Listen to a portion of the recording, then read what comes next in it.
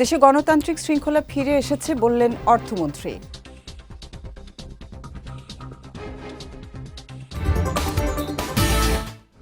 এবং রমজানের সুবিধা বঞ্চিত ও দরিদ্র মানুষের পাশে দাঁড়ানোর আহ্বান সিটি মেয়রের।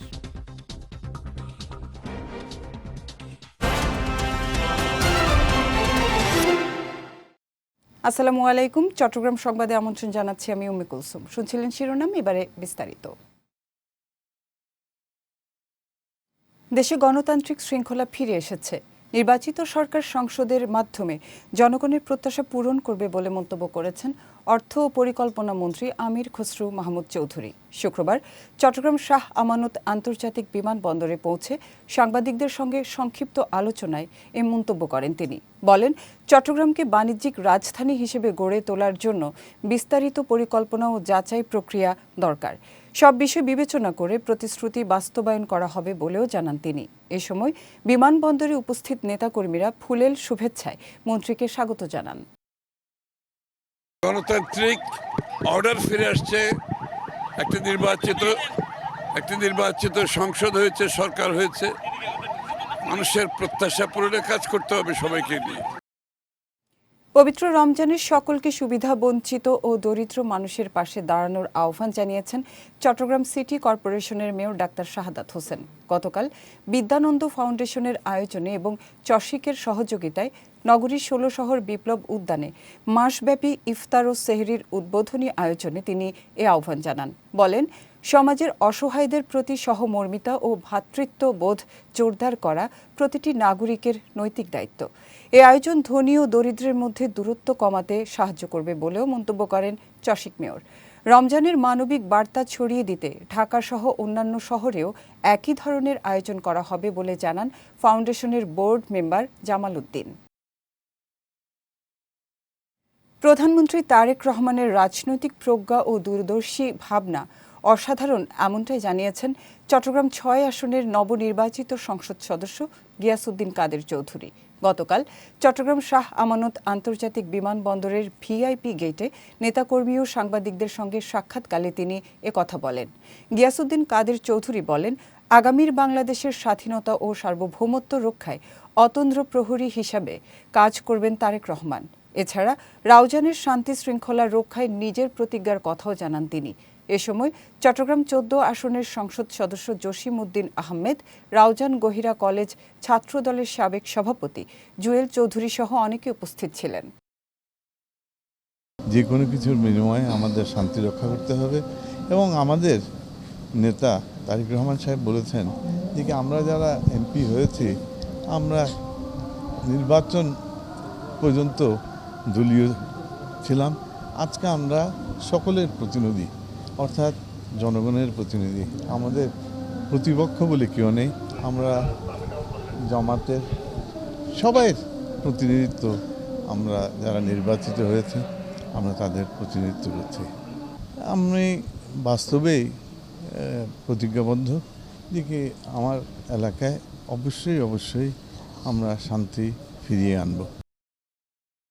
কক্সবাজারের কুতুবদিয়া পবিত্র মাহে রমজান উপলক্ষে বাজারের নিত্য পণ্যের দাম নিয়ন্ত্রণে রাখতে বাজার মনিটরিং করেছেন উপজেলা নির্বাহী কর্মকর্তা জামশেদ আলম রানা। গতকাল বড়ঘোপ বাজারের বিভিন্ন ব্যবসা প্রতিষ্ঠান ঘুরে দেখেন তিনি। পবিত্র মাহে রমজান উপলক্ষে নিত্যপণ্যের দাম নিয়ন্ত্রণে রাখতে বাজার মনিটরিং করা হচ্ছে বলে জানান তিনি। পাশাপাশি মূল্য তালিকা ও বেশি মালামাল ক্রয়ের চালানপত্র যাচাই করা হচ্ছে বলেও জানান তিনি। এ সময় কোনো ধরনের অনিয়ম দেখলে কাউকে ছাড় দেয়া হবে না বলেও হুঁশিয়ারি দেন জামশেদ আলম রানা। এ সময় কুতুবদিয়া থানার ভারপ্রাপ্ত কর্মকর্তা মাহবুবুল হক সহ আইনশৃঙ্খলা বাহিনীর সদস্যরা উপস্থিত ছিলেন। প্রধানমন্ত্রী তারেক রহমানের নেতৃত্বে বাংলাদেশ সত্যিকার অর্থেই একটি গণতান্ত্রিক ও সমৃদ্ধ দেশ হিসেবে গড়ে উঠবে বলে আশা প্রকাশ করেছেন চট্টগ্রাম ১৪ আসনের সংসদ সদস্য জসিম উদ্দিন আহমেদ। গতকাল রাতে চট্টগ্রাম শাহ আমানত আন্তর্জাতিক বিমানবন্দরের ভিআইপি গেটে নেতাকর্মী ও সাংবাদিকদের সঙ্গে আলাপকালে তিনি এই আশা প্রকাশ করেন। বলেন, এলাকার মানুষ সিন্ডিকেট চায় না, শান্তি চায়। এ সময় স্থানীয়দের কল্যাণের লক্ষ্যে কাজ করার প্রত্যয় ব্যক্ত করেন জসিমউদ্দিন আহমেদ।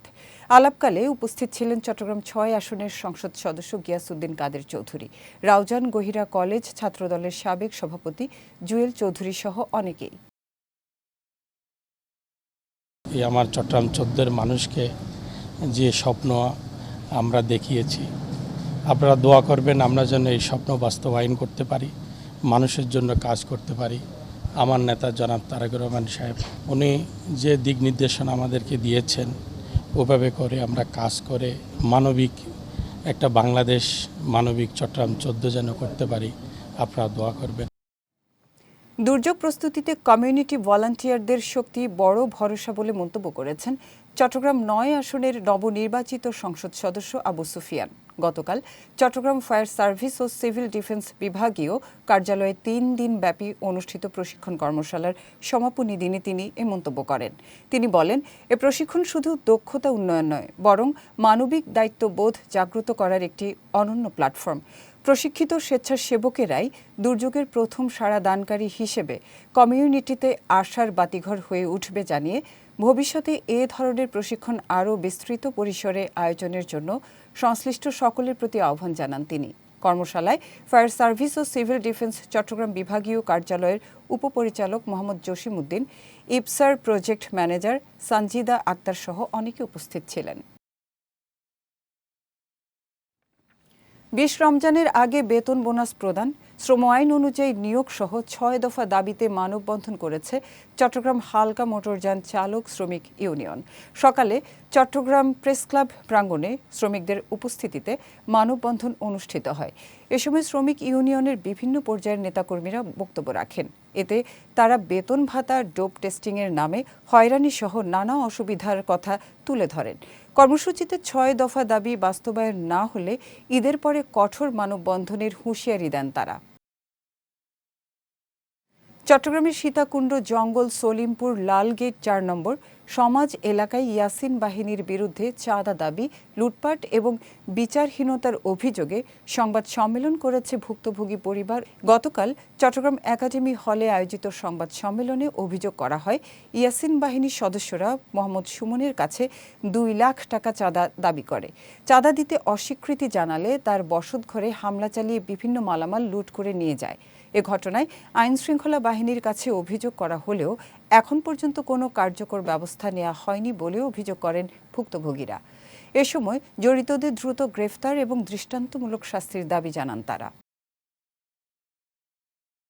চট্টগ্রাম সংবাদ শেষ করার আগে শিরোনামগুলো দেখে নিচ্ছি আরও একবার।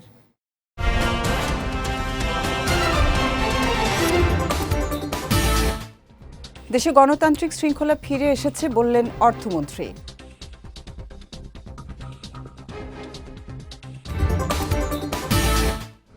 এবং রমজানের সুবিধা বঞ্চিত ও দরিদ্র মানুষের পাশে দাঁড়ানোর আহ্বান সিটি মেয়রের।